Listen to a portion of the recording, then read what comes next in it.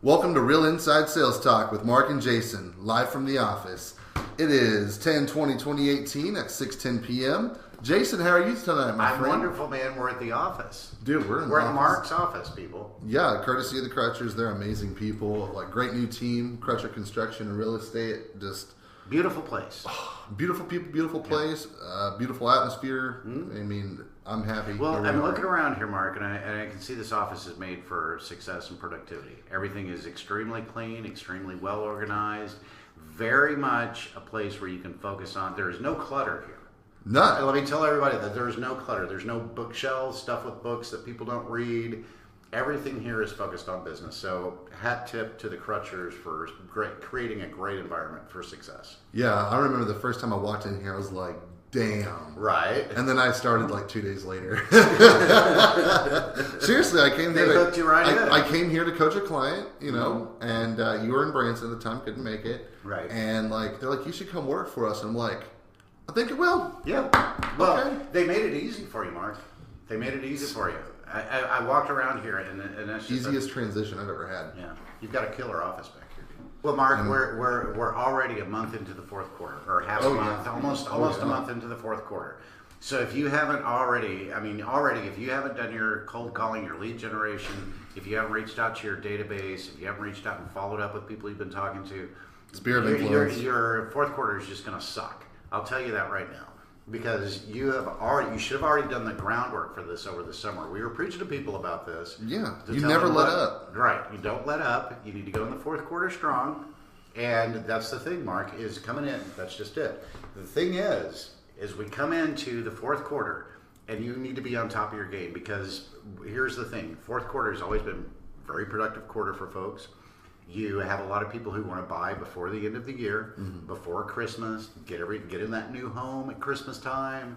You know, they've got a fireplace now, place to put the Christmas tree. Let's start closing some deals out there for the fourth quarter. A lot of people that want to start off their life January and February with a new outlook on life and a new location with new goals and aspirations. I mean, in real estate, we talk about the 2 months that have the most closings is typically June and December. And, you know, a lot of people, especially sellers, are steered off from, you know, buying at that time frame. Right. But truth of the matter is the buyers that are looking typically during the holidays are going to be your more serious buyers. Right. You're going to have triple the amount of looky-loos during the spring. Right. And just reflecting on what you said earlier, you know, don't be that salesperson that only reaches out, you know, twice a year. Once comes springtime and once comes the holiday time. You know, you need to be checking in every 90 days. Hey, just checking in. Wanted to reconnect with you. How the kids? Right. Whatever. Well, and Mark, you make a great lead-in to what we want to talk about first tonight. Is we're going to talk about a little bit of the difference between buying agents and listing agents. Oh yeah. There's two different worlds. If you're going into This is just real estate. And this is real estate. If you're going to the real estate world, you've got two sides of the sales coin at certain times. Some people enter as a buyer's agent for a team. Some people enter as a listing agent for a team. And those are two different strategies, two different approaches that you need to take when you're in those jobs. Buyer's agents doing a lot of reaching out, doing a lot of, as we'll talk about at a later point in this episode, a lot of sign callings that you're after dealing with. And then listing agents out there have to go out there and proactively look for people that are looking to sell their house. Yeah, absolutely. And this is not to take any credit away from transaction brokers or other people in the office with different duties. You know, there's 23 jobs that a real estate agent has. Right. And we're just going to narrow it down to just the selling agents two of them. and the buyer's agents. Right. And leading into the buyer's side, you know, let's say you have a sign in the yard and you receive a call and, you know, someone says, hey, I'm in front of 123 ABC Street. How much is it? What's wrong with it? Can I see it? Great to set that up, Mark, because let me tell you right now what you would say. Okay. That's what I will do, is when they call and they say, hey, how much is this house at 123 Fake Street? You say, that's a great house. Let me look that information up. So are you interested in buying today? Or are you interested in buying a house? You know, and when I would ask them, are they interested in purchasing a home? I would know right then whether they are either looking for a friend or they're just kind of nosing around and they haven't really thought through the purchase. So if they say, well, no, I'm just looking right now, and I say, okay, that's great. It's a great home. What about it caught your eye? They'll tell me about what it caught your eye. When they tell me that, then I say, okay, well, have you got financing arranged for this purchase? Have you talked to a lender? Are you paying cash for this home? And that's what stopped them, because if they're just looking, that means they haven't actually thought through the actual purchase yet. They've just driven around and they think, oh, it'd be great to live in this house over here in this neighborhood. Or just honey, to look wouldn't at it? Yeah, can we look at it? Well, that's the worst. That's the worst amount of torture a person can put them through themselves showing somebody a home that they can't afford, and they have no idea that they can afford. Mm-hmm. You know what I'm talking about, especially buyers agents. You know what I'm talking about. I do, and I'm going to give the flip side of that too, because my sales outlook. I mean, I could take it in 15 different ways. So, I mean, there are agents that will gamble and show homes without pre-qualification letters. There's some agents that will say, like me, if I get a signed call, it's our company policy to make sure you have a pre-approval letter prior to you seeing this house. Well, there's markets you can't even see a house without having to flash an ID. Right. So yeah, right there that can limit the call. But also, I've seen it cost a sale. They'll just hang up and call the next agent on the line that'll just come and show them the house. Right. So what I always like to say at the beginning is, hey, thanks for calling my real estate company. How can I help you? And they're like, yeah, I'm in front of ABC 123 Street. How much is it? And when can I see it? I'll say, oh wow, I had a lot of calls on that. Yeah. And the reason I say that is when I was selling hotel rooms over the phone, and people would call certain hotels in busy spots, I might get 20 calls a day at that spot. So if I say, dude, I've had a lot of calls on that creates urgency. Mm-hmm. So I'll be like, had a lot of calls on that. Price is X amount, because in our office, all the buyers agents are required to memorize what we have for sale, so you can do this. Well, one. So had a lot of calls on that. The price is this. Any additional questions or? Okay, are you working with an agent? Right. One thing you've got to consider first for all buyers agents. And that's another thing too. Are you working with an agent? Are you working with an agent? Sorry. Well, one of the things you got to consider is your market, because most people in a big market already kind of know that, hey, houses are just not available around here. You're working San Francisco, Phoenix, New York, New Jersey, Florida. The buyers already know that they're kind of in a fix. Secondary or lagging markets, buyers aren't really educated or really know about the process. They think there's just a whole bunch of houses out there just for sale. Mm-hmm. So first of all, if you're in a primary market, if you're in a forward market, and you know that houses go up quick, that gives you, when they do call in, the advantage. They know it's low inventory. Yeah, you can tell them, look, hey, if you need to, what's your timeline? When do you want to be moved in? Mm-hmm. And they will know the process. Look, you need to come down to my office. We need to get your financials in order. We need to get a ID, photo ID, a copy of your ID, and then we'll go show you this house. Because in a large market like that, there's a lot of scammers out there. You got to be aware Tons of scammers, especially on Craigslist. Secondary markets, you don't have that problem so much. You've got to educate those buyers about that.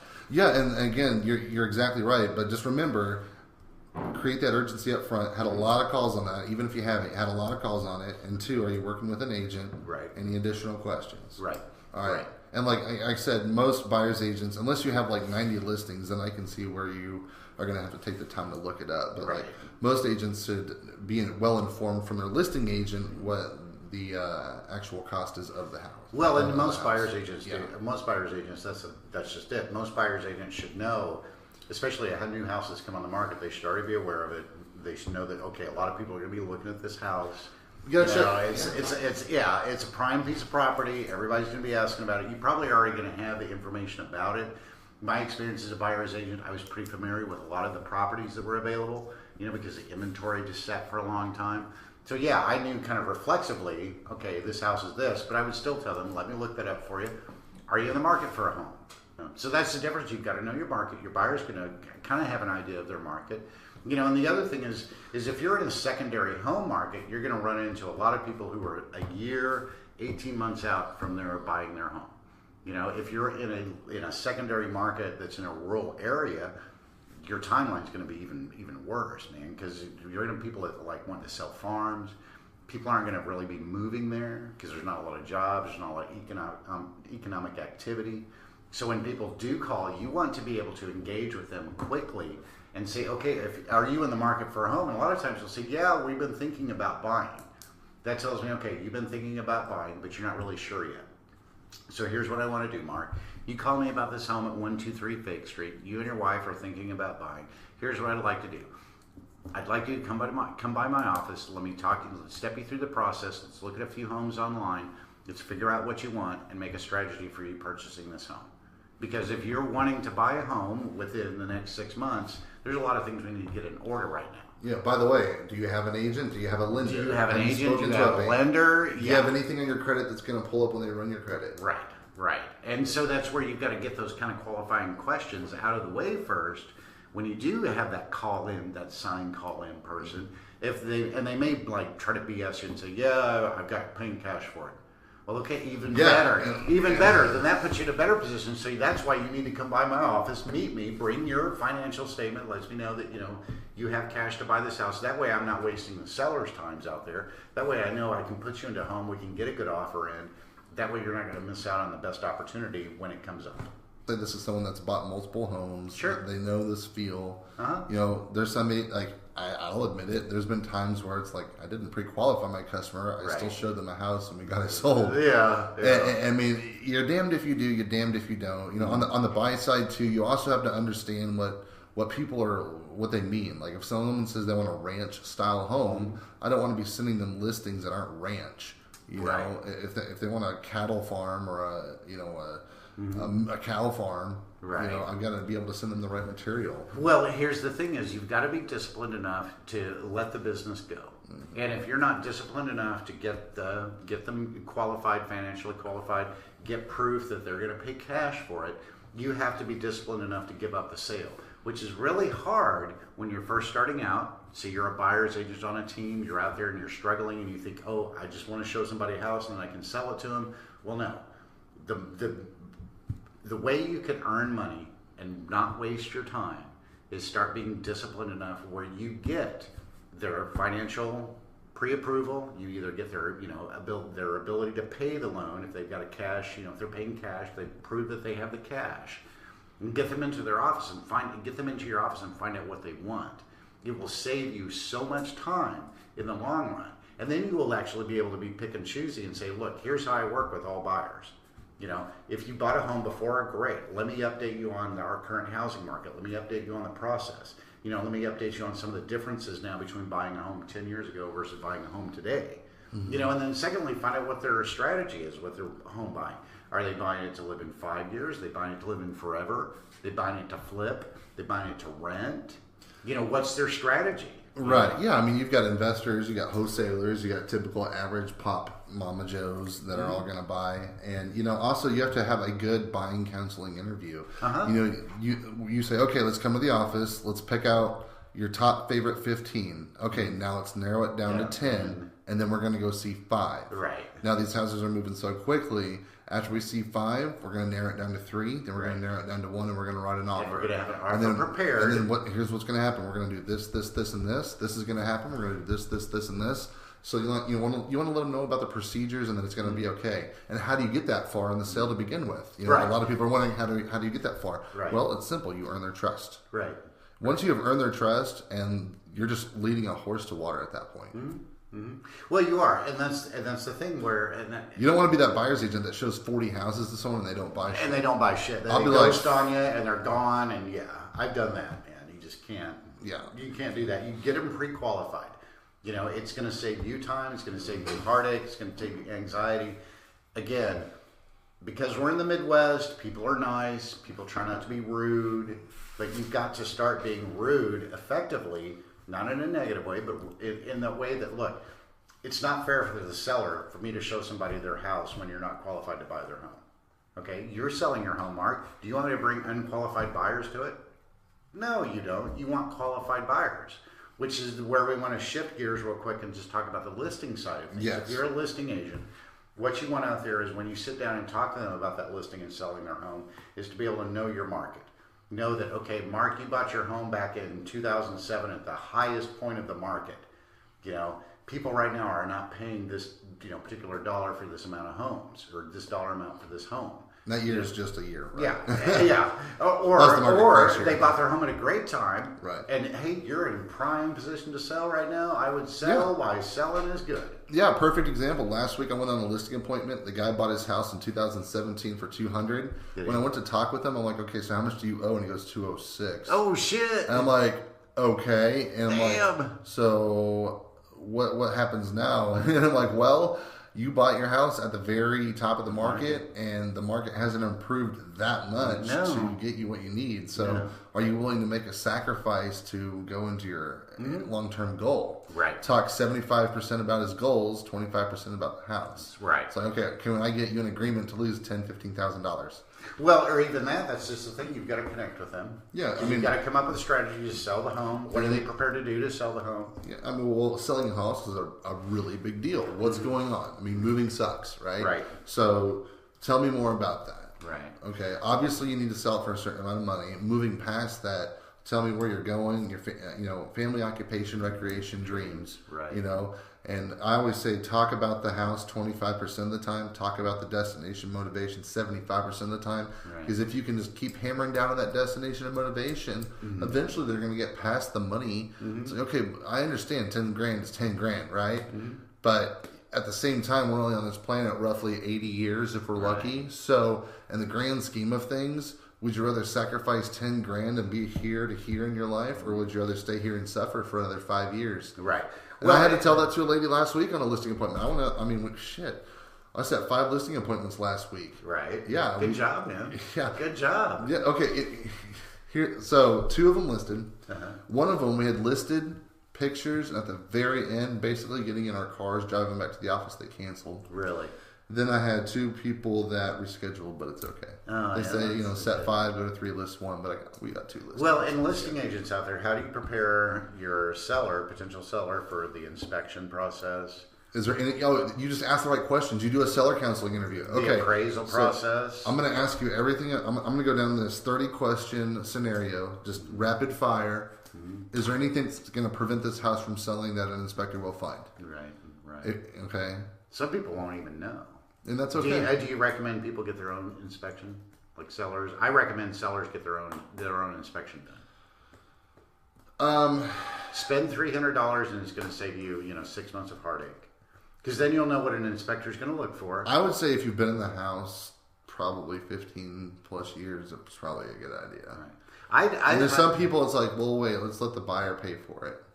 You can do that. Then are you prepared for what the buyer is going to demand? Because that's the thing with buyer's agents, no disrespect. When you get that inspection report back, the buyer thinks, oh, holy crap, there's all these things wrong with the place.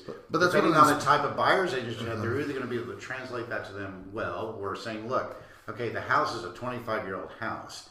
It's going to have some cracks in the drywall. There's going to be a mold piece here and there, no big deal. It's been lived in. Every house has had termites once, no big deal. But the one thing I recommend to all sellers is make sure you have all the light bulbs replaced with new light bulbs. Oh yeah, absolutely. Inspectors are there to bitch and complain about every single thing. And a good agent is going to prepare not only their clientele on the list side, but on the buy side too. Say, okay, look, we're going to have this inspection done, and then the report's going to look like it's a phone book thick. But I promise you, 95% of it's bullshit, okay? Right. So I just want to get you understanding that now, okay? It's going to be no big deal. No big deal. Right. All right? Well, and I always outline to, the buyer and the seller both, the part of the contract that talked about inspections. What inspections cover, what the buyer is liable for, what the seller is liable for. The other thing listing agents have to be very good about is the seller's disclosure that the seller fills out. I mean, some people, are not going to notice. There are some sellers out there that don't know the difference between PVC and copper piping. I mean, that's how they don't know anything about anything. It's like, well, the water, when I turn it on, it comes out of my faucet. Okay. Beyond that, they don't know shit. They don't know what type of electricity they have. They don't know what type of heating and ventilation they have. Then you got to do your research. Yeah, you've got to be, as the seller, know that, okay, there's PVC, piping. It's, a modern, HVAC system by Lennox or whatever. It's put in the last 5 years, still has a 20-year warranty on it. The roofing is less than 5 years old. It's, Spanish tile roof, so it's going to last a while, or it's cedar shake, and and a windstorm comes by, it's going to blow it off. Those are the things that you, as the listing agent, the selling agent, need to know and be able to prepare your seller for, because the buyer look for deterrence. Yeah, if the buyer comes in and they see, okay, well, there's a big fucking hole in the floor. Yeah, there's a huge hole in the floor, right? Yeah, we've seen some great stories out there of crazy inspections. Yeah, but that's just it. Is you've got to understand what your seller's motivation is, They want to sell their house, and are they moving, to see the grandkids? Are they moving to make money? Are they moving to just downsize? Are they moving to upgrade? First thing to find out, why are they selling? Okay, and then let's go off of that a little bit more. Let's say you're a listing agent. Let's talk about other things that go with listing agent other than lead generation, which we'll get into. Mm-hmm. Taking listings. Be okay with turning down listings. If you can't sell it, don't put a sign in the yard just to get buyers. Right. Because it will, it won't always, but it will come back to haunt you at one way, shape, or form. Mm-hmm. Whether it's online through social media, a Google review, don't put your sign in the yard and create these unrealistic expectations. Like, for example, I went on a listing appointment last week, and the agent from another brokerage totally lied and misled them all. And then I'm sitting here saying, no, this is the truth. And they're trying to tell me that I'm wrong. I'm like, no, right. You were completely misled, and I know you're getting pissed, but This is the truth.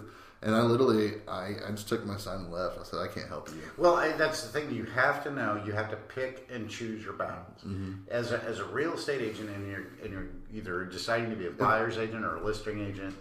Yeah. Go ahead. So I was going to and just add, the distance too. Do I want to take a listing 60 miles away, or do I want to work a little bit harder and maybe take a listing 30 miles away? Well, that's just it. Is you've got to decide what your grand strategy is, what your overall goal is. If you're just starting out in real estate, and let's say you're independent, you're doing whatever, you've got enough money, you want to have a whole team experience, and you're bankrolling that. So you've got to decide then, are your listing agent and your buyer's agents trained enough where they're going to be effective with their time, where they're not going to be out there showing houses to people that aren't qualified. They're not going to go out there chasing a listing of some shithole that's 60 miles away. We're going to focus, my team's going to focus on this subdivision or new construction or this part of town or, this area of the country clubs or something like that. Or, if you're in San Francisco, you're selling lofts or something. What are you going to focus on out there? You're out in the middle of the Midwest in a rural area, you're going to want to focus on everything because the inventory is going to be so low in the first place. If you're in Wichita, Kansas, your inventory is just going to be so tight, and the pickings of what they have is, your money's going to go a long way. As a buyer, if you're moving from California or something, you're going to be able to buy all kinds of house. But if you're a seller, you've got to understand that when you sell right now, when that buyer looks at that house, there are some things that connect with that buyer about it, but there's also some things that they're going to expect to be taken care of. And how is it you're going to deal with that going forward? If the seller's mindset is such that they're so unrealistic, then tell them, look, dude, go Fizbo. Yeah, go Fizbo. Go Fizbo, man. Good Clearly, luck. You're smarter than me. Yeah, clearly, in fact, once you sell this house, come work for me. Yeah, come work for me. Yeah. And just butter them up and walk out, and then let the next agent waste their time on it. Right. And also, what makes a good listing agent? Mm-hmm. Communication. Sure. 78% of people would not go back with the first agent that they used because of communication. I believe that, Ray. I believe that, man. It is. I totally believe that. It is. And let's go back onto listing agents and buyer's agents, lead generation.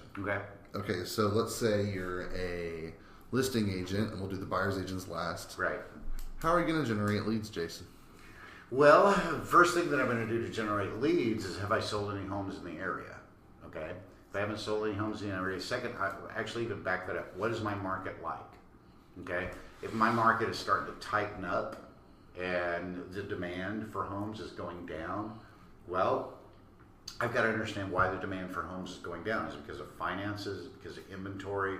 Is it because of market activity that has nothing to do with, my job particularly? Let's say a big factory closed down and people are leaving. What's the deal? Because in that situation, let's say you are in a town, big factory shuts down, people move, and you need to sell your house. Well, I've got to relate to you that, look, there's not going to be a lot of demand for your house right now, just for the fact there's no jobs here. There's no incentive for people to move to this town. So you're actually not going to get what you think you're going to get for it. Now, let's say you're in San Francisco and you own, big penthouse.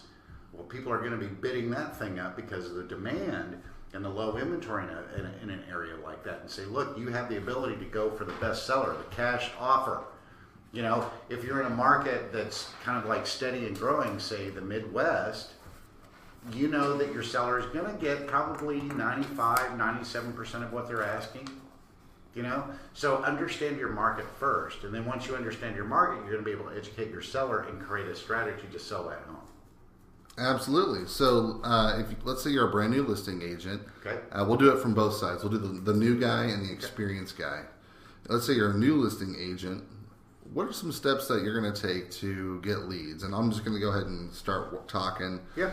So rapid fire, here we go. Telemarketing. You're going to contact for sale by owners. These people are holding their hands up. They need help. Right. Call them, convince them to list with you. It's all about the money and the commission. That's the only reason it's FSBO. Right. People don't like selling their house because they're so good at it. They do it to save the money. Ask them this. Look, if you were a millionaire, Right. would you even see the value in what I do? Yeah. So for sale by owners. Next one is expireds. Now these can be a little bit tough because they've been on the market before. They haven't sold. They've either had a good, bad, or negative experience with their agent, but the bottom line is the home didn't sell or the property didn't sell. Right. So figure out how to talk to expireds and look into our coaching on that. That's www.realinsidesalestalk.com. Yep. So we have for sale by owners, expireds, just solds. You can call all the neighborhood. You can call all the houses on the same street or the neighborhood of a home that just sold. Hey, there's a home over here that just sold in 1 or 2 days. There are people actively looking for a house. Are you thinking about selling? Okay. And that's for just solds. Then we have just listed. Hey, I just listed a house down the street. I wanted to find out if you're also thinking about selling because there's an influx of buyers looking for houses. Right. So we've got for sale by owners, just solds, just listeds, expireds. We have past clients. Hey, I check in 4 times a year, every 90 days. Hey, me again. Right. What's Sales going after on? service. Yeah. Yep. How's everything going? We have allied resources, which is like meals. Right. Door-to-door, open houses, client parties, networking events, social functions and community events, seminars, booths at events, teaching and speaking opportunities. Everyone loves to learn from people that'll talk for free. Yep. Also, buddy up with banks, builders, corporations, apartment complexes, and let's see here, third-party companies. Advertising, which doesn't work anymore, really, is newspapers. Personal vehicles, having the stuff on the back of your windshield. Radio is hit or miss with some people. I listen to a lot of radio personally. Right. Billboards, yellow pages, television, grocery carts, moving vans, bus stop benches. Bus stop benches. Yeah. That's right. Magazines, business cards, internet websites, direct mail, magnets, calendars, knives, ink pens. Now, here's the most important one.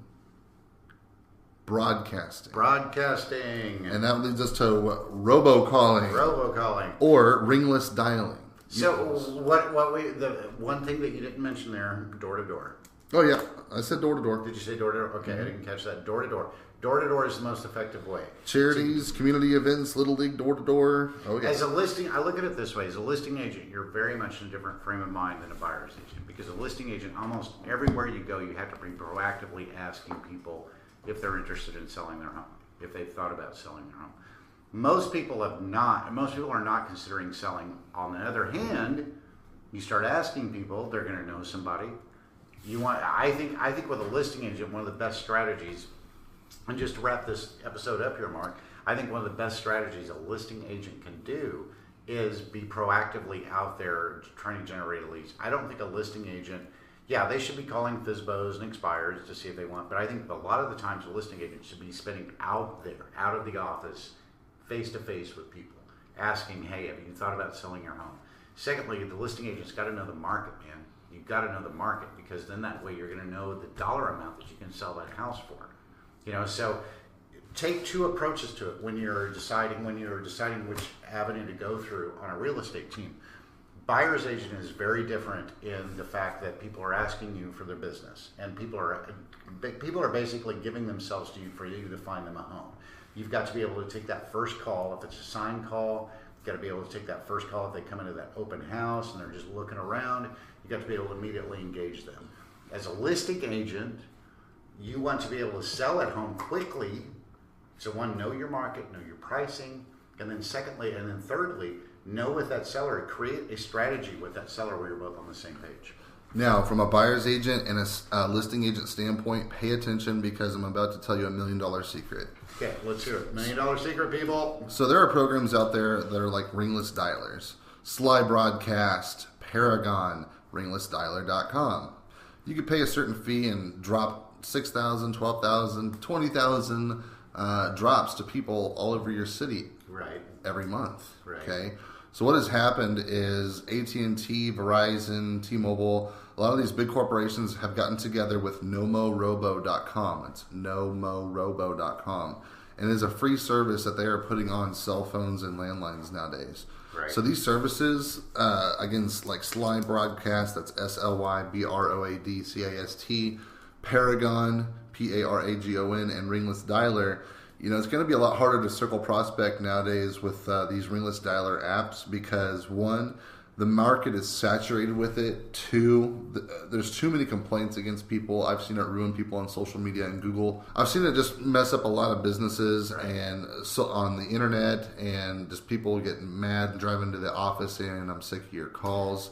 So, there's a lot of, if you're going to do it, there are ways to do it professionally and correctly. And, you can look into our coaching on that. That's something that we cover. But which coming up on our next episode, we're going to go in-depth, deep dive into the robocalling, the landmines, things out there that you need to be aware of when you're starting to do that. The dirty side of lead generation. Dirty side of lead generation. This has been Real Inside Sales Talk.